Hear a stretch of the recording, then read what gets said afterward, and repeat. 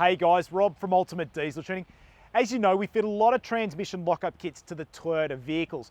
So today what I wanted to do was take the time to actually show you the button and how it works and the actual modes in low speed lockup and high speed lockup, as well as it being turned on and off. So you've got a bit of a reference of how to use it.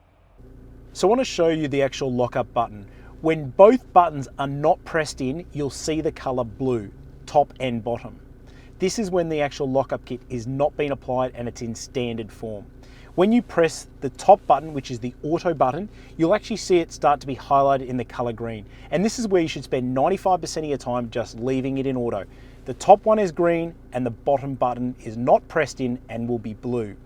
If you press the bottom button, it is the low speed lockup, and then that button will also be colored green. When both buttons are green, you are in low speed lockup, which is less than 50 kilometers an hour and using the gears manually. So as I referred to, leaving just the top button depressed, you'll see the colors green at the top and blue down the bottom. These colors will change when the actual converter locks up while driving. That's normal.